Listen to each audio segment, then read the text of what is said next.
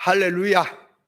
자, 오늘은 말씀 6절에 가르침을 받는 자는 말씀을 가르친 자와 모든 좋은 것을 함께하라. 이 말씀을 예수 안 믿는 불신자들에게 이 말씀을 해석 좀 해보라 그러면 그들이 이 말씀 해석한다 그럴까요? 못한다 그럴까요? 해석하지요? 어려운 게 아니에요. 여기서 가르치는 자는 선생, 스승이고 지도자고, 가르침을 받는 자는 제자들이라. 교회로 말하면 교인들이고, 교회로 말하면 가르친 자는 목사님들이고 지도자고, 가르침을 받는 사람은 교인들이겠구나, 그렇게 해석하겠지요. 그렇잖아요. 그러면 이걸 진리를 모르는 기독교인들에게, 이제 진리 구별이 안 됩니다. 영적인 말씀의 뜻을 모르는 기독교인들에게, 자, 이 말씀을 또 해석을 좀 해보세요 한다면, 역시 말씀을 가르친 사람은 목사님들이고 말씀을 가르침을 받는 사람은 교인들이라 그럴 것이고,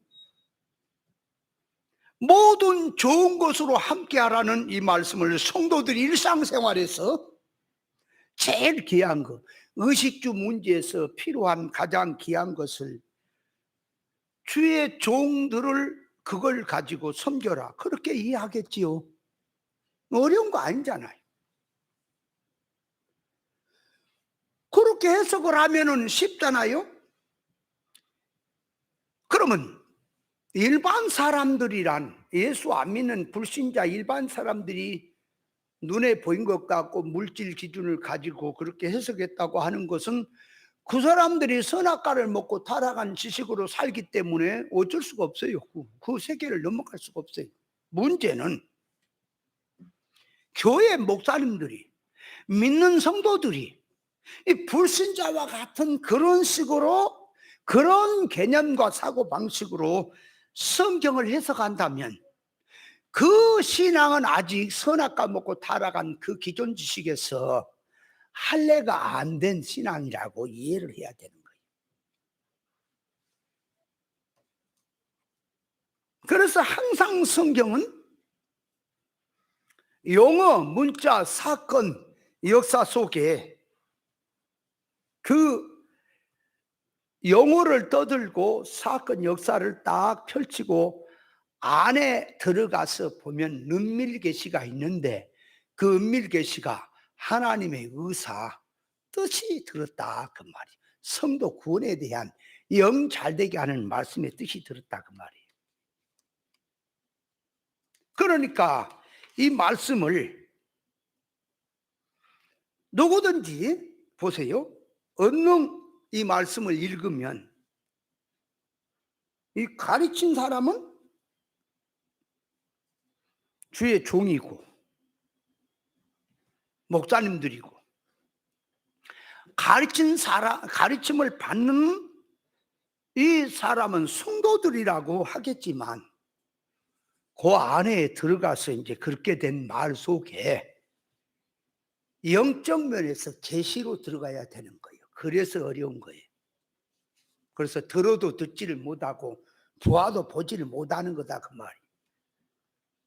자, 그러니까 이 말씀을 가르친다라고 할 때는, 자, 일반적으로는 그냥 가르치는 지도자고 배우는 사람이 그렇게 이해하겠지만, 성경을 통해서 말하는 속에는, 자, 말씀을 가르친 자는 반드시 전제가 될 것이 천국 복음입니다.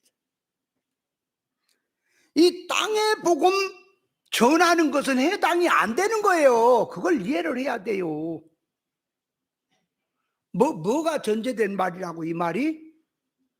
천국 복음을 전하는 이런 일로 가야지 성경 구절을 가지고 땅의 복음 전하는 거 해당이 안 된단 말이에요. 그러니까 계시라 그 말이에요. 그걸 갖다 막 다 붙이는 게 아니에요. 진리 본질의 말씀을 받아서 가르친 사람이 말씀을 가르친 사람이란 뜻이고요. 말씀을 가르침을 받는 신앙인들 역시 성경 문자 속에서 계시적 뜻으로 천국 복음, 진리이치, 생명의 말씀을 가르침을 받는 것이 전제가 된 말이야 그 말이에요. 그러니까 가르친다는 것과 가르침을 받는다고 하는 것은 가르친 자는 진리 본질 천국 복음을 깨달아서 가르쳐야 할 것이고, 말씀 가르침을 받는 사람 역시 진리의 말씀, 천국 복음의 말씀, 인간 창조 목적에 되는 참 사람 되는 진리 이치를 배우는 사람이 말씀을 배우는 사람이다 그 말이에요. 그게 전제가 된 말이에요. 그러니까 비진리나 일반 사람이나 비진리나 구별 안 된 사람이 여기 해당이 안 돼. 이 말씀에 이해돼요? 뭔 말인지? 갖다 읽으면 다 이해한다 그랬지. 만일 목사님들이 땅의 복음을 전하고 교인들 역시 땅의 복음, 비진리, 선악과 먹고 타락한 개념, 그런 사고방식을 가지고 성경 문자 껍데기 가르침을 받고 가르침을 가르치고 있고 가르침을 받고 있다면 그런 사람들은 이 말씀에 상관이 없다고요. 머리부터 이게 벗기세요. 머리부터 지금 할례를 받아서 기름칠해서 자꾸 벗겨서 안으로 들어가는 거예요. 말씀 속에. 이 말씀도 이치를 부풀리면 이 안을 차고 넘다니까. 이 간단한 예의 같지만 이거는 함축되어 있는 말이에요. 그러니까 영의 눈이 열려야 보이는 거지. 자, 그러니까 말씀을 가르치는 사람은 반드시 천국 복음, 진리의 말씀을 가르쳐야 할 것이고, 그 말씀을 가르침을 받는 사람 역시 그 말씀을 가르침을 받아야지. 비진리를 듣거나 땅의 복음을 듣거나 세상의 말을 듣는 건 그거는 일반 지들끼리 얘기란 말이에요. 성경과 관계가 없다고 말이에요. 그러므로 이 말씀은 진리가 아니고 천국 복음이 아니면 배우든 가르치든 상관이 없어요. 인간 자기들끼리 얘기해요. 성경은 상관이 없습니다. 그러니까 하나님의 말씀을 가르친 사람은 반드시 하나님의 진리 본질의 말씀을 놓고 하는 말이지, 비진리롭고 하는 신앙들은 여기 해당이 안 됩니다.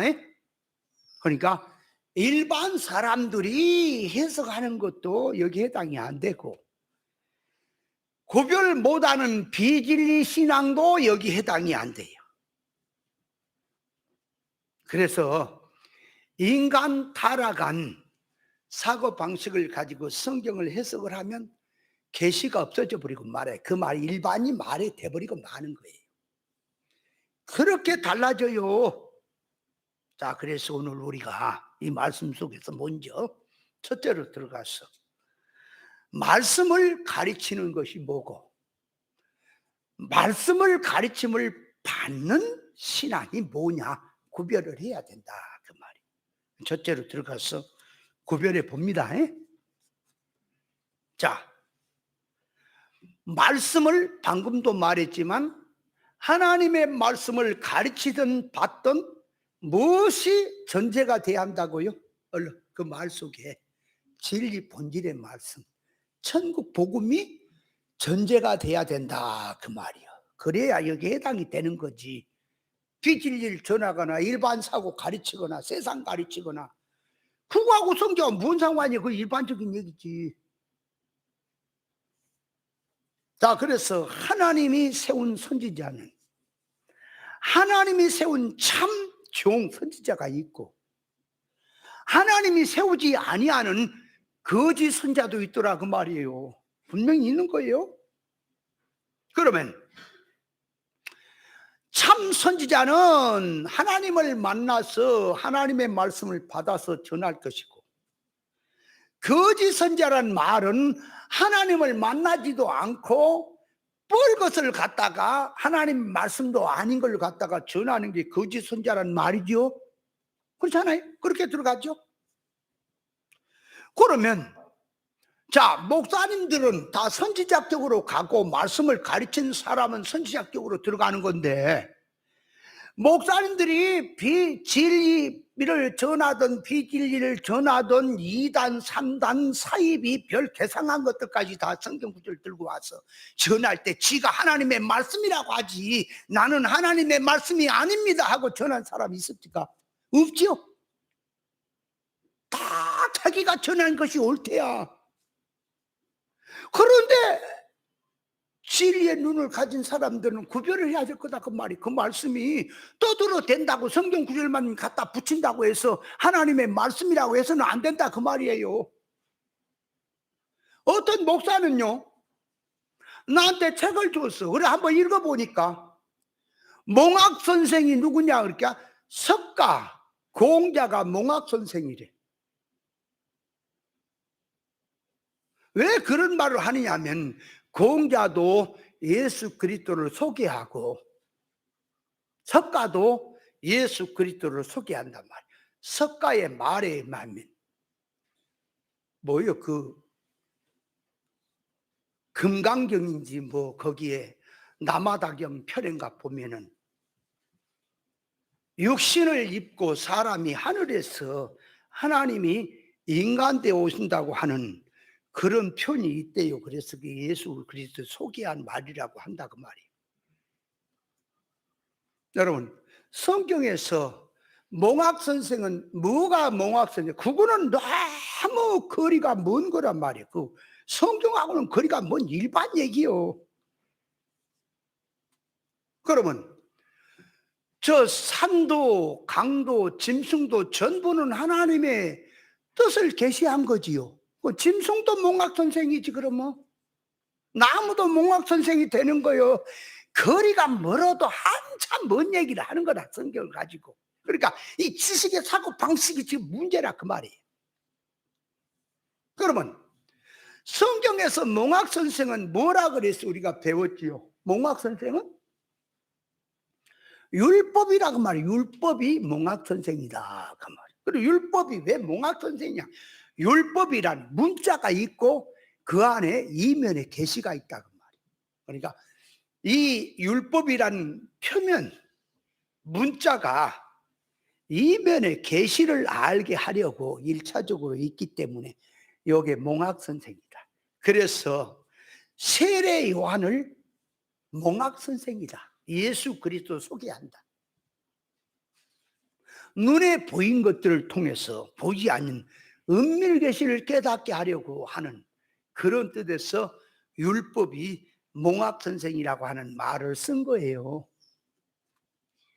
거리가 너무 먼 얘기를 하는 거예요. 물론 성경을 갖다 붙이면 다 맞는 것처럼 보여요. 그러나 전문가 눈에는 이거는 전혀 뻘소리가 돼버리는구나. 그게 다 보이는 거예요. 그러니까 참 선지자가 누군지 거짓 선자가 누군지 어떻게 구별하겠냐고 다 자기들의 성경 갖고 하나님 말씀이라고 하는데 구별할 수 있는 눈을 가져야지요. 그러면 눈을 가지면 어떻게 기도해 보니까 그래요? 아니요. 소리를 들어보면 교훈을 들어보면 벌써 구별이 된다 그 말이에요. 에레미야 선지 때요. 에레미야 선지자는 하나님의 말씀을 받았습니다. 받아서 하나님께서 에레미야야 의사적으로 성경에 기록이 안 돼 있어요. 이거는 의사적으로 통한 말이에요. 에레미야가 하나님의 뜻을 놓고 이 백성이 부패됐다. 세상을 사랑하고 바벨론 사랑하고 나보다도 천국보다도 세상 눈에 보인 걸 기준으로 가니까 이들을 이대로 뒀다가 망하겠다 영원히. 그래서 내가 바벨론 나라에 신흥 제국의 군대를 불러올렸어. 그들로 하여금 이 백성을 핍박하게 만들어서 잡아가게 했어. 이방의 포로 생활을 통해서 70년이 되면 돌아오게 하는데, 그동안 타락되고 부패된 이 세상 떼국자고 떼국물을 벗기야겠다, 빼야겠다. 그래서 바벨론을 불러올린다. 이 말씀을 받은 예레미야 선지자는 하나님께서 이스라엘 백성들을 영을 잘되게 하기 위해서, 영생으로 망하지 않게 하기 위해서 바벨론을 불러올리는구나, 그걸 깨달은 거예요. 깨닫고 백성들에게 전합니다. 바벨론이 온다, 항복해라. 그건 하나님의 주권에서 온 사건이니까 자꾸 거역하지 말고 순종해라. 그래서 너희가 바벨론의 포로 생활 70년 갔다가 때가 되면 다 돌아올 것이다. 그렇게 외치지요. 그렇게 외치는데, 그러니까 거짓 선자들이 이제 나와가지고 예레미야를 이다이라고 내려 붙입니다. 왜? 영의 세계는 안 보이잖아. 거짓 선자들이 지금 우리나라가 하나님의 백성이고 조상 대대로부터 주어진 예루살렘이나 유다가 하나님의 유업으로 들어간 땅인데 어떻게 이방인에게 내어줄 수가 있겠느냐. 눈에 보이는 물질 생활 위주로 들어가서 거짓 선자들이 하나님의 능력을 들고 옵니다. 그러니까 선지자 예레미야는 사람이 하나님 앞에서 인격적으로 만들어진 쪽에다가 지금 교훈이 나가고 있고, 눈에 보인 것은 핍박도 되고 어려움도 되는 거예요. 근데 거짓 선자들은 인격 만들어지는 의사는 모르겠고 눈에 보인 생활로 들어가서 하나님의 역사, 능력을 끌고 와서 그 말이에요. 하나님의 능력으로 이방이 올지라도 다 물리쳐버린다. 그런데 예레미야 말처럼 1차 이제 와서 잡아갔다 그 말이에요. 다 빼앗아 갔다 그 말이에요. 1차적으로. 그러면 예레미야 선지자 말대로 된 거 아닙니까? 그러면 이제라도 회개를 해야 되겠는데 잡혀간 거라도 2년 안에 다시 돌아온다는 거예요. 그래서 예레미야 27장 28장을 보세요.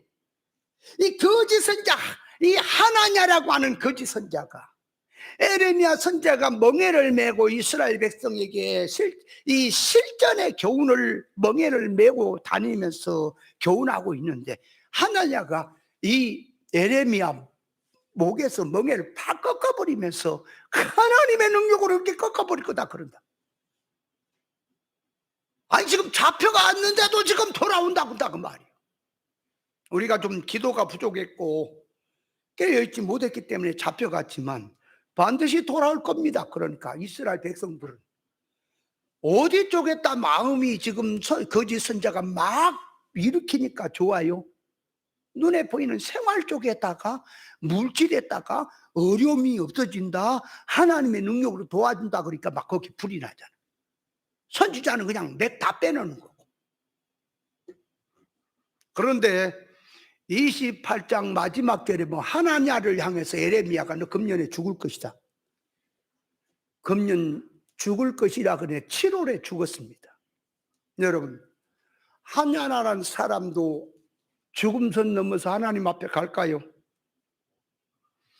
이 세상에서야 입이 열렸고 자유라니까 네 맘대로 살지, 하나님 앞에 이제 가봐라 영원이다.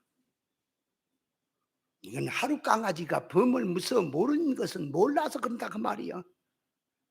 하나님 앞에 벌벌 떨리는 거다. 그러니까 참 선지자는 하나님을 만납니다. 그래 하나님의 것을 받고 하나님의 말씀만 전하는 사람이지만, 거짓 선지자는 하나님을 만나지도 않고 하나님의 말씀을 받지도 안 해놓고 엉뚱한 것을 갖고 와서 하나님의 말씀이라고 하는 자가 거짓 선지자다 그 말. 그렇다면 자 이제 구별합시다. 다 성경 갖고 하나님을 만났다고 하지, 어떤 목사님이 어떤 가르치는 지도자가 나는 신앙이 없고 하나님을 만난 적이 없고 성경을 깨달은 적이 없다고 하는 사람 하나도 없습니다. 그래, 그렇다면 한번 구별해 보자. 자, 성경에서 하나님을 만난다는 것은 저 산에 가서 여울 굴 속에 들어가서 만나고 떴다 감았다 하면서 만난다는 겁니까? 성경 66권은 곧 하나님의 말씀, 하나님 마음속에 들어있는 말씀을 벌써 성경 완성이라는 말씀을 통해서 계시로 주신 겁니까? 그렇다면 하나님을 만나려면, 목사님이든 성도들이 만나려면 기도해 갖고 떴다 감았다 지금 무당적으로 가야 되겠습니까? 하나님의 말씀 속으로 들어가야 될까요? 하나님 만나러. 그러면 하나님을 만나러 갑니다. 성경으로 가는 거예요, 다들. 이단도 성경에서 나오는 것이고 잘못된 신앙도 성경에서 말해야지. 인간의 어떤 기준을 세워갖고 틀렸다 말렸다 하면 안 돼요. 성경을 가지고 말해야. 그럼 성경으로 갑시다. 자, 하나님을 만나러 갑니다. 그 하나님을 만난다는 것은 하나님 눈에 안 보여요. 성경 속에서 하나님의 의사, 하나님의 뜻, 하나님의 마음을 만나는 거예요. 성경 문자 속에서. 그러니까 만나러 갑니다. 갔더니 문자가 딱 앞을 가로막아. 만나러 갔더니 역사가 가로막아. 아, 너 아니야. 너 역사 속에, 문자 속에 하나님의 의사를 찾으러 왔다 하고 들어가니까 하나님의 말씀 속에서 계시가 보인다 그 말이에요. 계시가. 문자 껍데기 속에 들어있는 하나님의 뜻, 의사가 보인다 그 말이에요. 문자를 떠들고 의사를 찾는 거예요.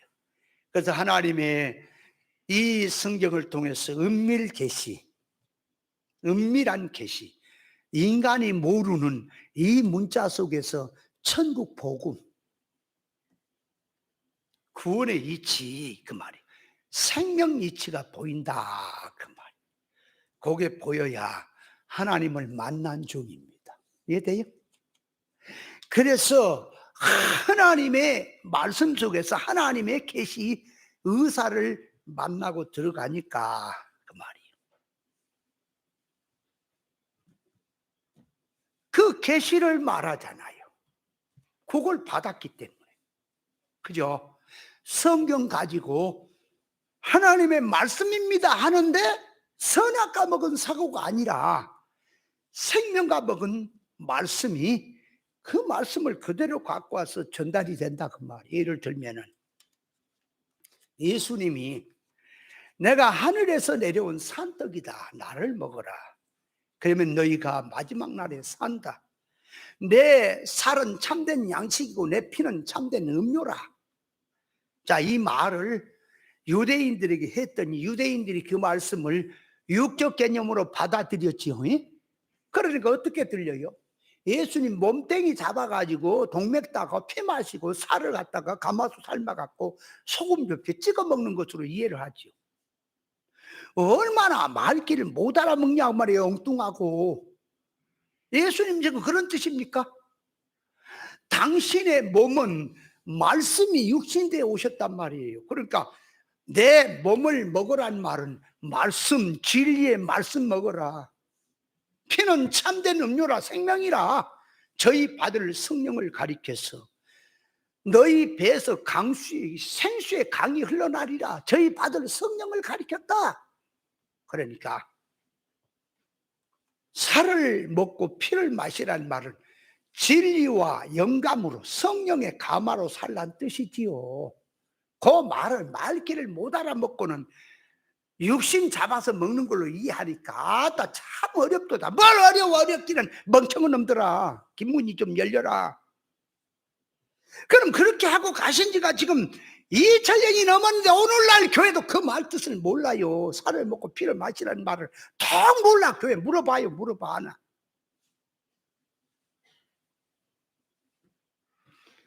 그러니까 예수님께서 하시는 말씀은 문자 역사 사건을 통해서 지금 영적인 면에서 말한단 말이에요. 근데 영적으로 말을 한다니까 또 성경 육두문자 가지고 성경 문자 그대로 개념 갖고 갖다 붙여버리는 이런 해석하는 사람들과 또 영적 하면서 비유 상징을 갖다가 육댕이 성질 갖고 영적으로 한다고 됐다. 비유로 갖다 하는 거 그거 다 육이에요. 그 세상이에요. 영적이란 말은 하나님의 의사란 말이에요. 영적이란 말은 하나님의 뜻이라 그 말이에요. 예수 그리스도의 말씀이다 그 말이에요. 용어는 다 써요. 그래서 성경 보면서 자, 이 목사도 성경 가지고 하나님 만나고 저 목사님도 성경 가지고 하나님 만났는데, 하나님을 만난 사람은 성경 문자 역사 표면 속에서 하나님의 의사를 만난 것, 계시를 만난 것, 이 안에 들어있는 영적인 구원의 이치, 계시를 만난 것이 주님을 만난 겁니다. 에? 자, 그렇다면 이제 만났나 안 만나 봅시다. 그러니까 이 할례가 안 된 지식으로는 백날 좋은 소리는 다 해. 성경 갖고 역사를 갖고. 제가 말했지요. 예수님이 구름을 타고 오신다, 신랑같이 온다, 도적같이 온다 등등의 백마 타고 온다, 여러 가지 말을 한 것은 예수님이 공중에 휴거하신다. 그러니까 1차적으로 공중 재림을 하시고 성도가 휴거를 하고 7년 동안 있다가 혼인잔치하다 지상으로 강림하는 것을 말하는 거냐. 그거는 성경을 쭉 모르는 사람들이, 옛날에 부흥강사들이 성경 몇 번 읽지도 않고 그냥 그래갖고 교리를 만든 거 지금까지 내린단 말이에요. 성경 그런 말이 아니란 말이에요.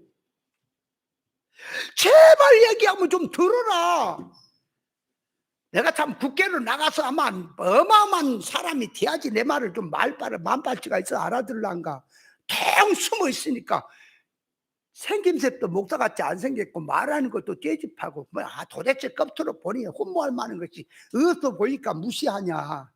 아니다. 성경을 너희들처럼 그렇게 한두 번 읽고 그런 식에서 나온 골목쟁이 해석이 아니다 그 말이에요. 제가 30년 전 40년 전부터 외쳤습니다. 재림은 한 번이다. 휴거 강림이든 재림이든 한 번이다. 뭘 자꾸 신랑으로 한 번 왔다가 또 안 되겠다 도적같이 한 번 왔다가 구름을 타고 한 번 왔다 그러는 거냐 그 말이에요. 성도의 신앙의 관계성을 말을 하는 거지.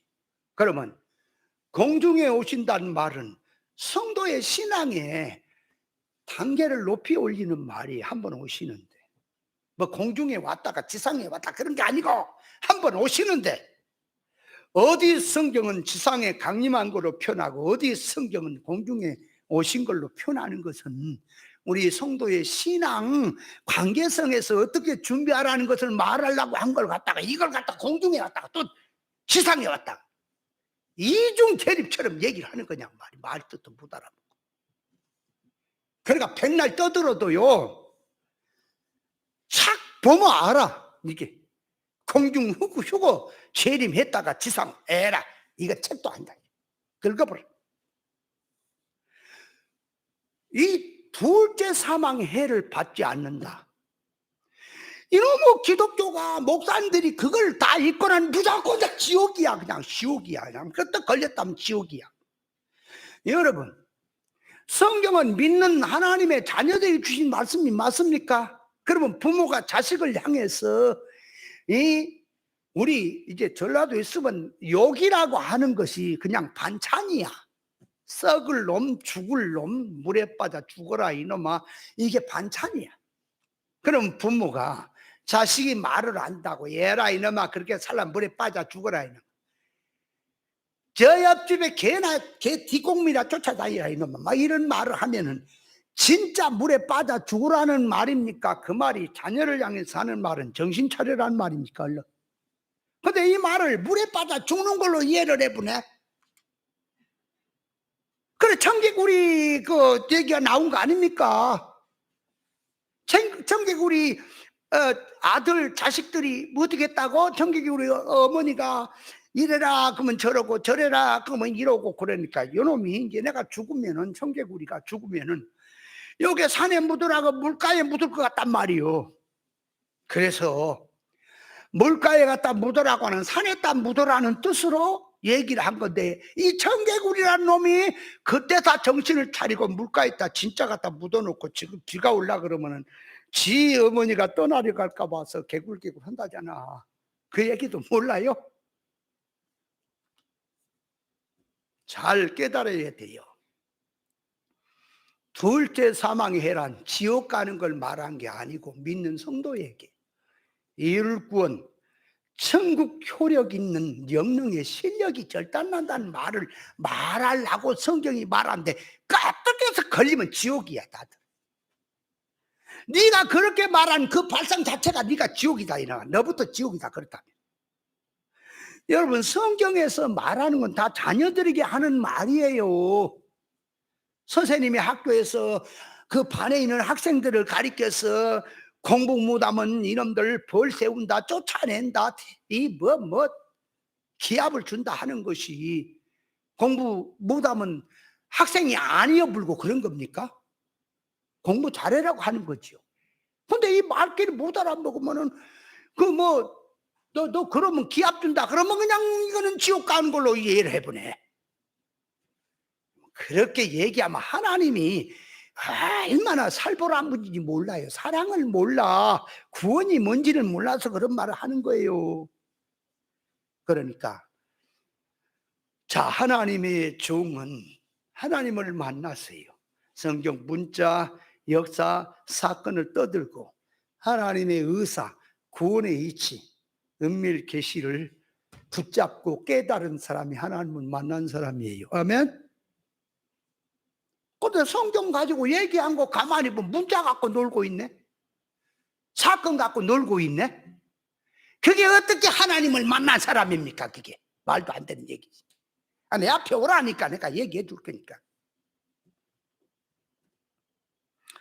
요한복음 5장 39절에 보면 너희가 성경에서 영생이 있는 줄 생각하고 성경을 상고하거니와 곧 그것이 내게 관한 말이라. 예수님께서 당신에 관한 말이라. 누가복음 24장 27절에 보면은 모세와 및 선지자들의 모든 말로 시작을 해서 모든 성경에 쓴 바 곧 자기에 관한 말을 설명하더라. 여러분 성경 전부는 예수 그리스도에 관한 말이며 예수 그리스도에 관한 말이란 신학에서도 성경은 예수 그리스도 구속사를 다룬 말씀이다. 그러므로 성경 해석의 열쇠는 예수다. 말들은 다 해요. 예수라고 그런다면 답이 예수로 푼다고 한다면 예수로 푸는 것이 무조건 갖다가 예수라고 하면 붙여버립니까? 어떤 분이 성막판을 책을 썼는데 가만히 읽어보니까 천장에 지붕을 씌우는 4가지가 있죠. 앙장이 있고 붉은 물들인 수양의 가죽이 있고 염소털이 있고 물돼지 가죽이 있고 전부 같다. 물돼지 가죽 대신 예수. 붉은 물들인 수양 대신 예수. 전부 갖다 예수로만 붙이면 성경이 예수로 푸는 겁니까 지금? 뭘 모르면 어린애들이라 어린애들. 그렇게 말한 속에는 구원의 이치가 뭘 말하려는 거 알아야 되겠네. 무조건 그냥 다급하면 예수를 붙여버려. 그냥 다 갖다 붙여버려. 예수로 붙여버려. 뭐 예수로 붙이면 이단은 아니겠지. 구원의 이치가 있냐 그 말이. 그래서 모든 성경은 예수로 푼다는 말은 예수는 구원이에요. 구원이란 말은 우리에게 말하면 기본 구원, 존재가 천국 들어가는 구원을 기초로 놓고 성장 구원, 이룰 구원에 관한 말이다. 그러므로 모든 성경은 사람을 놓고 참 사람 되게 하는 이치다. 하나님의 성품을 담게 하는 말씀이 하나님 말씀입니다.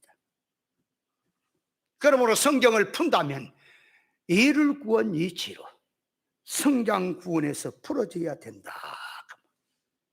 그래서 디모데 후서 3장 16절에 모든 하나님의 말씀은 성령의 감화로 기록된 책으로서 교훈과 바리감과 책망과 의로 교육하기에 유익한 책으로서 하나님의 사람으로 온전케 하려고 주셨다 그랬죠. 그러므로 성경 말씀을 통해서 나온다면 참 사람 되는 이치가 나와야 할 거다. 구원의 이치가 나와야 한다. 구원과는 상관이 없이 뭘 자꾸 갖다가 끌어붙여 갖고 이렇게 저렇게 해서는 안 된다. 그래서 하나님의 말씀을 가르친 자는 뭘 가르쳐야 하고요? 진리, 천국 복음을 가르쳐야 하고요. 자, 그 다음에 말씀을 받는 자는 그 말이요.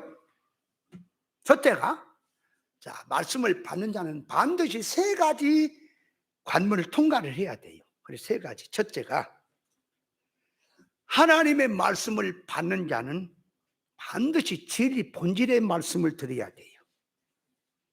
뭘 지금 받아야 한다고요? 하나님의 진리 본질을 놓고 일권의 이치로 들어야 한다 그 말이에요. 그것이 하나님의 말씀을 듣는 사람이에요. 그래서 하나님 말씀을 들을 때에 목을 곧게 하지 마라. 들을 길을 가지고 들으라고 하는 거예요. 말귀를 못 알아먹고 천국 복음을 땅의 복음으로 알아듣고 있으면 그거 듣는 게 아니란 말이에요. 말씀 듣는 게 아니란 말이에요. 천국 복음, 진리 본질, 구원의 이치로 기문이 열려서 들어야 그 사람이 말씀을 배운 사람이고 듣는 사람이고 따르는 사람이 되는 거예요. 전제가. 이해돼요? 간단하게 말씀드립니다. 두 번째, 말씀을 들었다면 반드시 그 말씀을 갖고 순종으로 들어가야 돼요. 그래서 마태복음 7장 24절에 보면 하나님 말씀을 듣고 순종하는 자는 주초를 반석에 뒀다 그랬지요. 순종하지 아니한 자는 그 주초를 모래에다 둔 거라 그랬지요. 그러니까 말씀 들었을 때에 반드시 순종으로 들어야 한다. 기문을 가지고 영의 소리를 들으면서 순종을 해야 한다. 부자 청년이 예수님의 말씀을 내동 듣더니 듣지 아니하고 도망가 버렸습니까? 아니, 서기관도 도망가 버렸어요. 말씀을 듣더니 도망간 자는 말씀 듣는 자요, 안 듣는 자요? 안 듣는 자지요. 말씀을 들었느냐 그러면 그 옳은 말씀에 순종으로 들어가라. 그러면 성경에서 범사에 감사라 그랬지요. 범사에 감사하는 것이 일반은 무조건 감사 그러지만 우리 진리는 뭐대 범사에 감사냐 하는 뜻을 알았지요.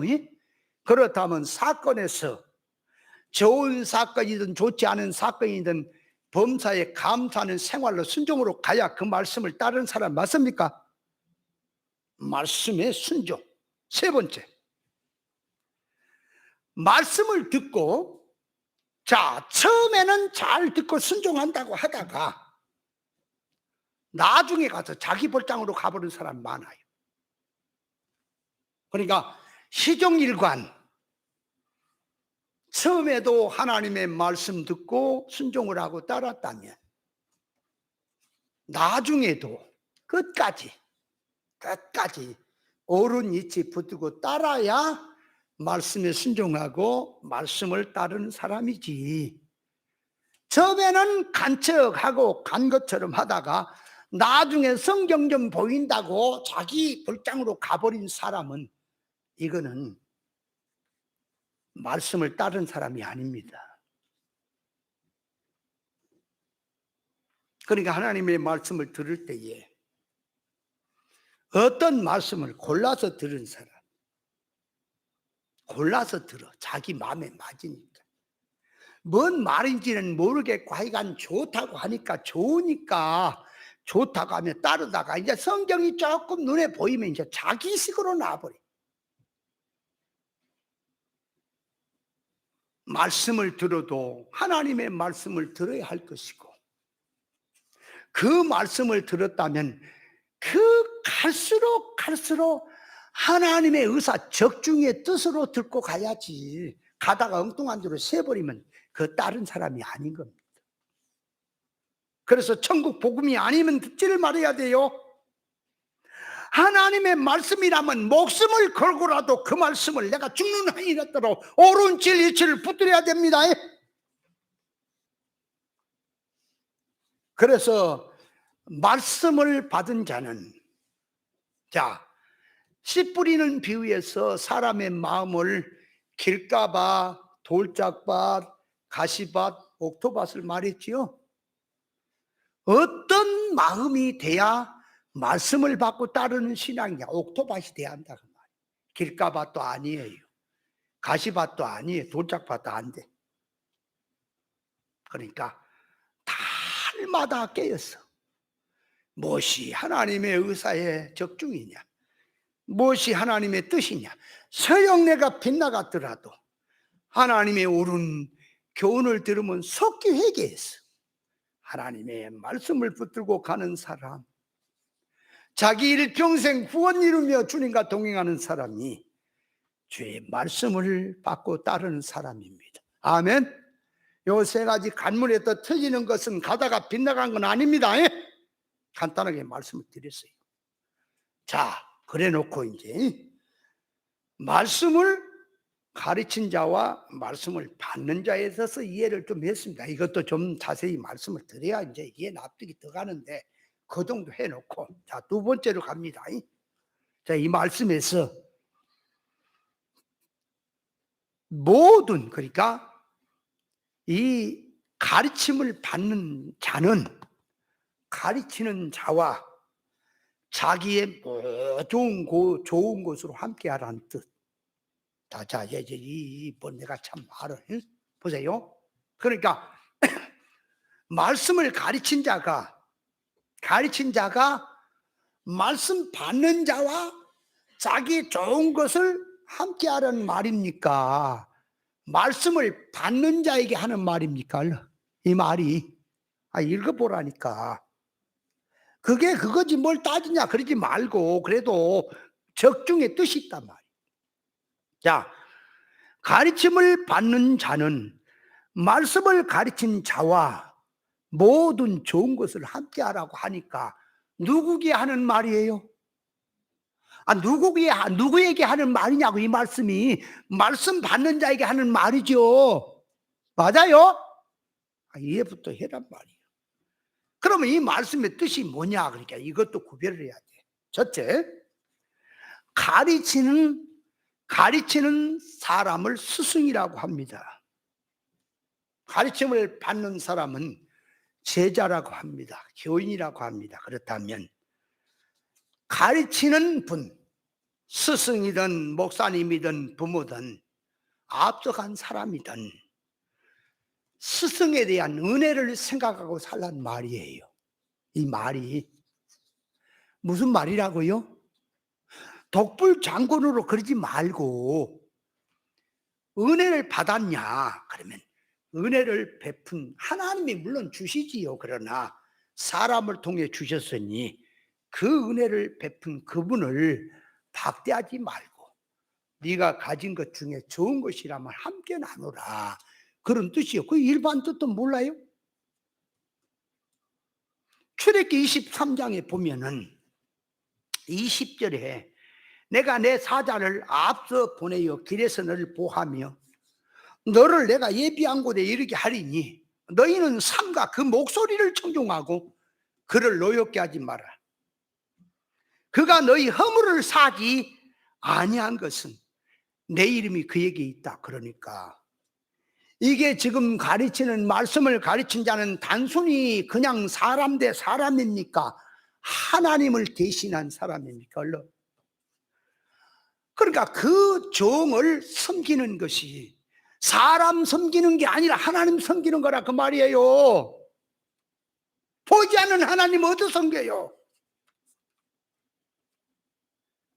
그래서 자기 가족, 눈에 보이는 부모를 사랑하지 않고 자녀를 이웃을 사랑하지 않은 자가 하나님을 뭘 사랑해요? 보이는 사람도 사랑하지 않은 자가. 그러니까 사람에게 실천하는 것인데 그것이 이면으로 하나님께 하는 거다 그 말이에요. 이해됐죠? 네. 그래서 욥기서 42장 7절 이하에 보면 욥의 친구들에게 하나님이 책망을 합니다. 너희는 욥처럼 정당하지 못했다. 너희들에 대해서 욥이 용서하지 않으면 나도 용서 안 한다. 그러니까 내게 제사를 드릴 때에 니들 단독으로 하지 말고 욥에게 가서 빌어라. 욥이 하나님 앞에 그 친구들을 위해서 제사를 드리면 내가 그걸 받겠다라고 나오는 거예요. 그러면 욥이 그냥입니까? 친구 간에 1대1입니까? 욥이 하나님 쪽에 있는 겁니까?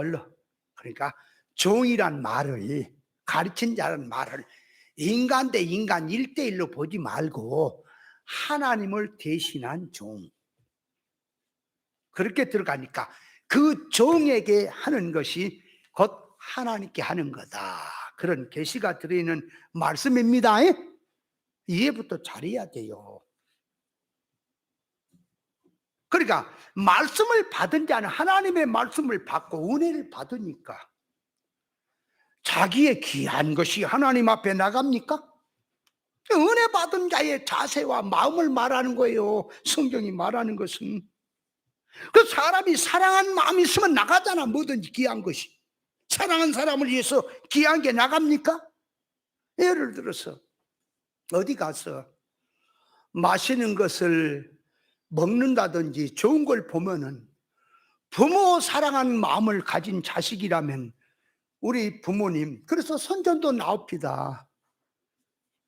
선전도 부모님 생각에서 뭐 보약 뭐 나오죠? 생각하는 거 아닙니까, 효자가, 자녀가. 그러니까 가다가 귀한 걸 보면은 부모님 생각이 난다, 그 말이에요. 가다가 좋은 걸 보면 나 혼자 그게 아니라 사랑하는 사람이 생각이 난다, 그 말이에요. 그러니까 같이 마음을 해서 나누라고 하는 속에 뜻이, 계시가 들어있는 말씀이죠. 이해돼요? 다윗이 요나단과의 은혜 받은 게 있고 약속한 게 있기 때문에 나중에 그 후손들을 찾았더니 이 불구자인 무비보셋을 만나지요. 그에게 사랑을 베푼 것은 무엇 때문에 다윗이 은혜를 베풀어요? 요나단과의 약속, 은혜를 생각하고 베풀더라, 그 말이에요. 그러니까 일반에서도 부모님의 사랑이 어떻게 한다고? 부모님의 노래 있잖아, 부모님을 향한 노래. 뭐라고 문집사님 시작 한번 해봐. 부모님 노래. 나쉴 때 괴로움 그런 거 있잖아. 홀라니까 몰라요? 해봐. 그러니까 한번 해봐. 해봐. 쑥스럽구만. 그래, 다 했다 그러고. 그러니까 부모님의 은혜를 생각하면 나를 낳아서 길러주시고 더 친자리 마른 자리, 참 나는 우리 어머님 생각이 나면, 내가 어렸을 때 아파가지고 아파서 3일 멀다고 뭘 먹으면 연쳐가지고 아파요. 근데 이상하게 이놈 병이 밀어내서 그래.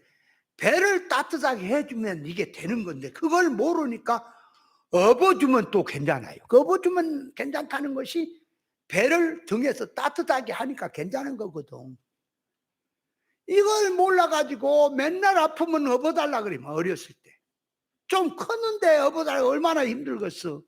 어머님이 자다 말고 그 말이에요. 내가 배 아프다고 막 뒹굴면은 없고 힘든데 마당도 돌고 방도 돌고 하면서 처량한 얘기를 했다는 것이 기전에 지금도 맹맹 돌아요. 부모님의 사랑은 자식 잘 되기를 원해서, 당신 힘들어도 참 온데 허리가 꼬부러지고 힘들어도 그 말이에요.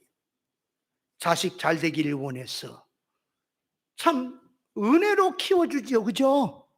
그걸 생각한다면 어디 가서 좋은 것 만나냐, 좋은 옷을 보느냐, 좋은 음식을 보느냐, 신발 하나든 뭐든지 하여간 좋은 것 보면은 부모님이 생각이 납니까?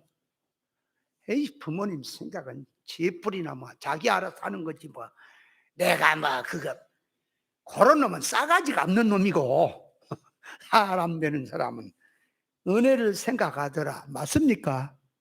그걸 지금 말하는 거지요.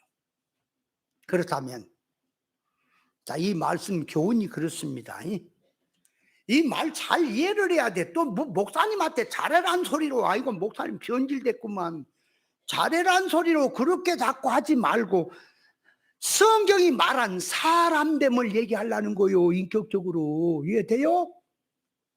그래서 우리 목사님이 늘 명절 때 그 과일이라든지 뭘 선물 이런 거 갖다가 하는 거 명절 때 하지 마라. 세상 풍습을 쫓지 마라는 뜻이지요. 진리 안에서 하라 그 말이에요.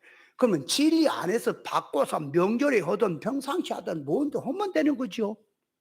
근데 말귀를 못 알아들은 이런 주의 종들은 처음에는 뭔가 명절 때가 되면은 그래도 뭔가를 하려고 이렇게 하더니 진리로 와갖고는 이상하게 말귀를 못 알아먹는지 안 해버려. 이제 니는 니고 나는 나고. 그럼 평상시에 하냐 그러면 평상시도 안 해. 명절 때도 안 해. 안 해버려 그냥. 이게 무언가 잘못됐다. 일반도 아니다. 저는요, 여러분이 잘 알아요. 명절 때도 스승의 날도 또 평상시도 특별할 때도 스승님으로 알고 섬깁니다. 가다가 제일 좋은 것 보면요, 목사님 생각이 나요. 준비를 해. 그러니까 이 도구 있잖아, 도구. 이게 드릴.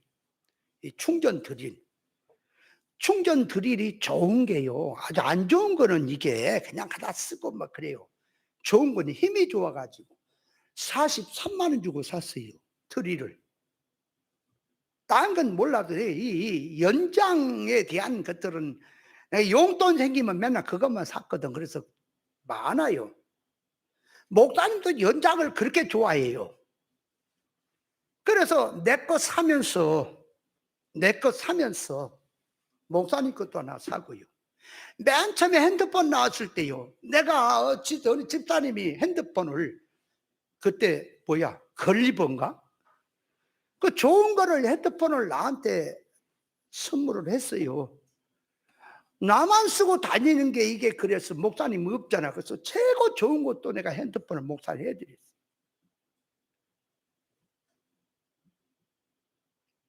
여러분, 명절 때가 되거나 스승의 날이 되면요, 저는요, 많은 돈은 아니야. 30만에서 50만 원 상단한 그거, 때로는 티켓을 드리기도 하고, 때로는 그 전복 그걸 또 하고, 이런 하여간 그 상당에 대해서 저는 섬깁니다. 섬겨왔습니다. 돌아가기 전까지 섬겼어요. 그리고 제가 목사님들을 섬기고 성도들을 섬기는 건 진리 길 가니까 참 귀해서 섬깁니다. 있고 없고를 말한 게 아닙니다. 진리에 대해서 어려운 길을 가는데 함께 간다고 해서 고맙고 감사했어. 은혜를 생각하고 섬기는. 내가 사람 섬기는 것을 아마 여러분들은 날 가까이 하는 사람은 알 거예요. 어떻게 섬기는지. 섬기면은 그걸 지금 실천과 교육으로 앞에서 섬기는 것은 말로 꼭 그렇게 하는 게 아니라 섬기는 삶을 살라고 그렇게 하는 거예요. 그런데 이게 하다 보면은요, 이게 또 교육이 잘못된 것 같아. 받아먹을만 해버리네. 당신은 섬기는 사람이고 당신은 주는 사람이고 자기는 받아먹는 사람이 돼버리면 안 돼요. 그걸 보고 지금 배우라고 하는 건데. 같이 할 때 마음이 더 가고 귀한 것을 주고 싶어 하는 것입니다. 그래서 어디 가다가 제일 좋은 것을 보면은 사다가 주고 싶고, 귀한 것 보면은 갖다 주고 싶고, 그렇게 하는 것이 은혜 받은 자들에 대한 그 사랑이다. 그 말이에요. 사랑이 있어야 돼. 그러나 마음이 있으면 귀한 것이 나갑니까? 그러면 부모님의 은혜를 생각하고 스승에 대한 은혜를 생각하면 귀한 건 나간 건 당연한 것입니까? 일반에서는 주의 종을 섬겨야 축복받는다고 기복귀를 갖다 또 붙여버렸죠. 성경은 신령한 은혜를 받습니다. 왜 그런가 하면 보세요.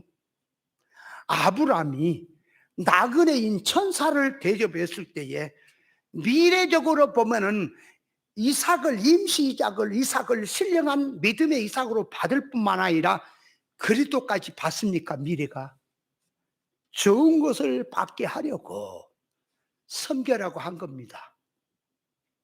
뭐 때문에 섬겨라고 한다고요? 받아 먹으려고? 아니, 하나님의 종은 하나님께서 알아서 하시는 거예요. 하나님의 사람은 자기가 안 해도 상관없어. 그러나 하라는 건 은혜 받아라, 그 말이에요. 은혜 받아라. 그래서요, 성도들이 참 마음을 보는 겁니다. 이 참 마음이 가는 거, 이 물질이 아니에요. 지금 마음이 들어갔을 때에 마음이 그냥 하나님 앞에 절절거려요. 사랑이 가. 그래서 하나님 앞에 기도가 나가. 하나님이요, 내게 주실 은혜가 있다면 나누어서 그 성도에게도 주십시오. 어려운 시험이 당하면 나에게 그 짐을 절반이라도 덜어서 같이 지게 가고 하옵소서. 그런 기도가 나온다니까요. 그 일반 사람들은 그 말이 축복을 받고 싶다고 얼마나 주의 종을 잘 섬겨라, 하나님의 사람을 잘 섬겨라, 그렇게 하는 것은 다 유기지요. 그러나 우리 믿는 성도는 진리는 그 말이에요. 하나님을 섬기는 일에 최선을 다하는 것이 눈에 보인 면으로 들어가야 된다는 것을 알아야 합니다. 그래서 늘 생각하라. 물론 우리 성도님들이야 뭐 다 잘해요. 그걸 뭐 잘하는데 뭐 자꾸 얘기하자는 게 아니라 말씀 안에서 다시 한번 새기면서 우리가 그렇게 하자, 그 말이에요. 그게 자기가 은혜 받는 길입니다. 아멘. 신령한 은혜가 온다니까요. 그 자체가 그렇게 되게 돼 있어. 하나님께서 보시고 네가 나에게 그렇게 하느냐, 참 네 마음을 안다. 귀한 건 내가 너에게 주마. 그래 들어가는 거예요. 그럼 그게 누구냐? 당신의 자녀. 그래서 성경에 말했죠. 선지자를 대접하면 선지자상을 받고, 그죠? 소자 하나에게 냉수 한 그릇을 예수 이름으로 대접하는 자의 주의 상을 받는다 그랬지요. 그러니까 섬기는 것이 하나의 인간 대 인간이 아니라 그 안에는 하나님이 들어있습니다.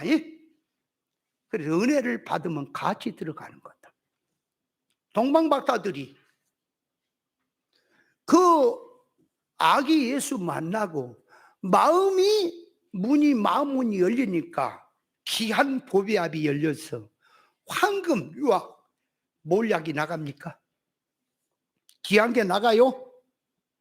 자기 속에 귀한 것이 나가는 것은 사랑의 증거다. 사랑의 증거다. 없는 것은 김치 맛이 떨어진 건 사랑 식었다. 선전도 나오죠. 자기 행위에서 나온다고 하는 것을 알아야 합니다. 그러니까 늘 생각할 때 가다가 좋은 걸 보면은 하나님의 은혜를 먼저 생각하잖아요. 하나님, 감사할 일이 생기면 하나님께 감사. 그러잖아요. 그 신앙이죠. 하나님과 동행하는 신앙이죠. 그럼 그렇게 된 것을 어디다 하느냐? 사람에게 하는 거다. 그러니까 가르침을 받는 사람이라고 할 때에 지도자, 인도자도 생각을 하고, 또 서령 지금 아무것도 모르는 사람을 통해서도 내가 가르침 받을 수 있죠. 그러니까 그리스도 사랑으로 하라, 그런 뜻이 들어있는 말입니다. 또, 자, 이 사람에게 하는 것 같은데 하나님께 하는 거지요. 그렇다면 교회를 나와서 신앙생활을, 신앙생활은 내일 하는 겁니까? 오늘 하는 겁니까? 지금 하는 거예요. 순교도 지금 하는 거예요. 나중에 하겠다고 하는 게 아니에요. 그렇다면 요 시대에 코로나라고 하는 코로나를 통해서 오늘날 교회 교인들이요, 신앙 다 잊어버렸대요. 일반적으로 다니는 교회 신앙도 잊어버렸대요. 교회도 안 가불고 아예 신앙을 때려치운 사람이 한둘이 아니래야. 여러분, 신앙이란 장소적으로 교회 못 가서 실시간 예배로 말씀을 들어도 그 말씀 들으면서 가면은 얼마든지 신앙생활 할 수 있는 겁니까? 아니, 상황이 그러니까. 그렇다면 실시간 예배 드리는 것, 자기 형편을 따라서 드리지. 근데 성도들은 집에서 방에서 안방에서 그럼 드리면 되잖아. 그러니까 내가 말하는 건 불가항력적인 사건을 말합니다. 나올 수 없는 상황을 지금 놓고 말할 때 그런 경우는 집에서 드릴 수 있지요. 그러면 집에서 예배를 드리면 말씀을 듣는데 그냥 눈으로 자면서 그걸 듣는 겁니까? 교회에 나오는 마음을 갖고 듣는 겁니까? 그래야 됩니까? 얼른 말씀 듣는 게.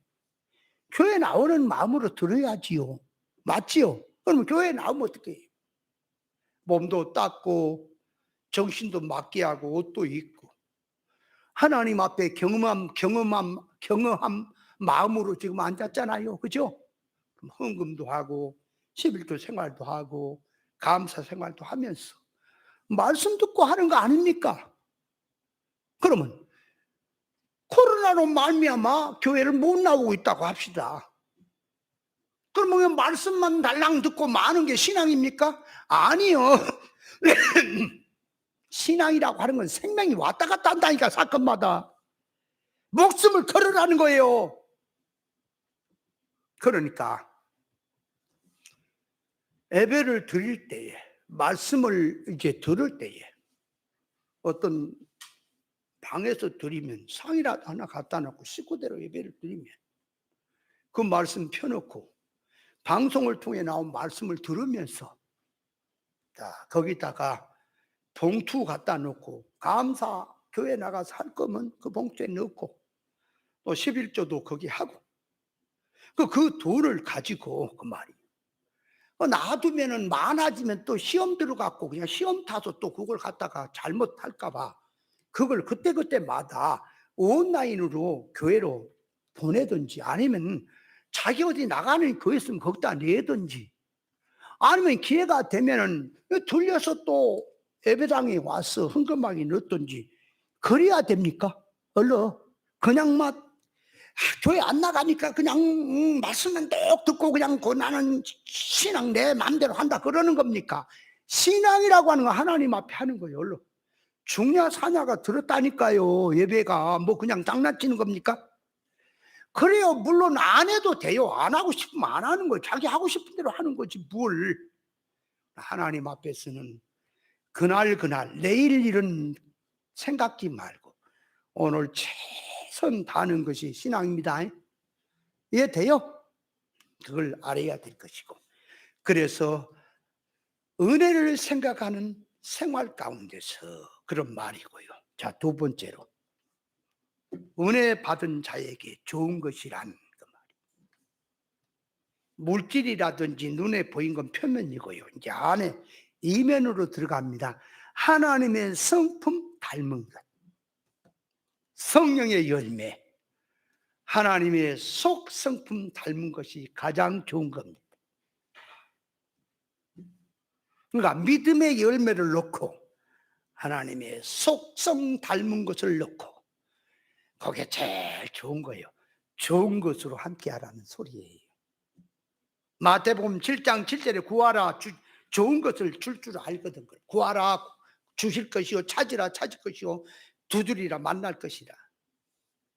악한 자라도 좋은 것을 자식에게 줄 알거든. 천부께서 내게 좋은 것 주시지 않겠느냐. 좋은 것이 뭐냐? 누가복음 11장 9절에 보면 성령을 주시지 않겠느냐. 성령이 좋은 것이라. 제자들을 전도를 보냈을 때에 귀신이 항복하는 거 보고 기뻐했지요. 예수님 말합니다. 귀신이 항복하는 것으로 기뻐하지 말고 너희 이름이 하늘에 기록된 것으로 기뻐해라 그랬지요. 가장 자기가 좋아하고 기뻐하고 가장 귀한 것이 뭐냐? 영에서 나오는 언행 심사입니다. 신앙으로 나오는 열매다 그 말이에요. 그것이 그렇게 좋은 거예요. 성령의 열매, 인격의 열매, 거기에는 물질 초월이 들어갑니다. 은혜를 받았으면 은혜 받은 신앙 믿음에 대한 언행 심사가 나와야 돼요. 그래서 새 사람의 성길로 하는 것 제일 좋은 것이다. 하나님의 속 성품을 담는 것으로 하는 것이 제일 좋은 것이다. 좋은 걸 심었으면 좋은 열매가 맺히는 것처럼 그 말이에요. 깨달은 것이 있으면 깨달음에서 언행 심사가 나오지요. 그러면 자, 주의 종은 받아먹고 싶어서가 아니라 은혜 받은 생활을 생각하니 어려운 가운데서도 신앙 믿음을 지키고 바람 앞에 등불처럼 연약한 가운데서 올라오는 그 모습을 보고 대화가 나가도 마음이 같이 나가도 함께 하는 거예요. 그 마음을 받는다 그 말이에요. 물질은 그 다음입니다. 그러니까 무엇이 가장 좋은 거요? 좋은 나무에서 좋은 열매가 맺히지요. 신앙이라고 하는 건 생명과 먹은 지식에서 하나님이 기뻐한 좋은 열매가 나오죠.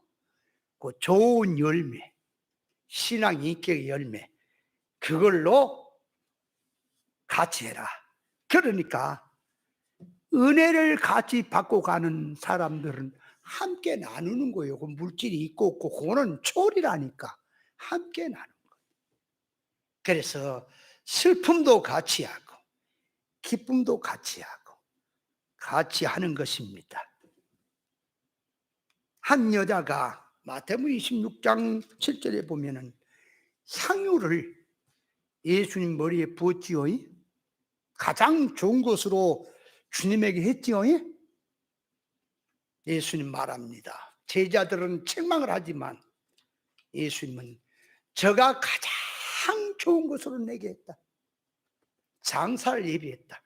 주님이 그걸 받는 거예요. 그러면 그 여자가 행한 것이 뭐라고요? 장사를 예비한 것. 장사를 예비한다는 말도 그게 뭐 세상 사람들이 장지를 뭐 만들고 준비하고 이제 그런 얘기입니까? 예수님은 소용없어요. 다 그런 거. 예수님 부활하신 장면을 보면 옷도 개겨져 있었죠? 아니 그 무덤에 가보니까 옷도 그대로 개어져 있었지요? 안 입었다 그 말이에요. 그거 부활하신 데는 소용없다. 다 놔두고 간다 그 말이에요. 예수님이 뭘 받아요? 그러니까 여자의 신행을 받으셨다 그 말이에요. 그 마음을 받으셨다. 내가 네가 하는 걸 보니 이제 죽어도 되겠다. 이게 장사 예비함이에요. 어떤 자식은 죽으면서도 저놈의 자식 때문에 내가 제대로 못 죽는다고 하고 죽는 경우도 있습니까? 그래, 죽을 때에 죽음이 왔을 때에 내가 너를 보니 눈을 감아도 여한이 없겠다. 그러면 죽는 사람 있잖아요. 그러니까 가장 좋은 건 뭐냐? 영생의 열매. 신앙 인격에 나오는 것이 가장 좋은 것입니다. 가장 좋은 것으로 함께해라 그 말이요. 예수님께서 10명의 문둥이를 고치시고 왜 그 자리 기다리냐? 기다린 건 받아 먹으려고 하는 게 아니라 나중에 온 문둥이에게, 사마리아 그 문둥이에게 네 믿음이 너를 구원했다. 그 지금 선언이 가죠? 그러니까 좋은 거 주려고 같이 나누려고. 네가 은혜 받았다고 해서 내게 영광을 돌리냐? 내가 너에게 더 좋은 거 주마. 그 약속이 들어있다니까요. 하라는 말 속에는. 이해돼요? 시간이 없어서 그냥 넘어갑니다. 자, 마지막 결론으로 좋은 걸 같이 하라는 말은 관계성의 연결을 말합니다. 관계성의 연결. 그러니까 진리는 하나이기 때문에 마음이 하나로 들어가라 그 말이에요. 너는 너, 나는 나. 당신과 나 사이에 저 바다가 없었다면 뭐 남남으로 헤어지면 끝나는 겁니까? 진리는 한 노선이에요. 진리를 받았느냐, 옳은 것을 받았느냐, 한 식구처럼 생각하고 가라.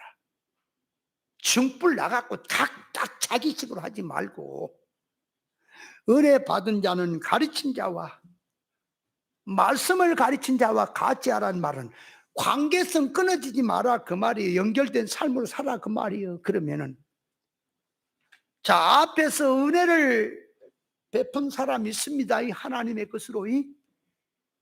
그러면 뱁새하고 황새하고 걸음을 걸어 누구 걸음이 빨라요?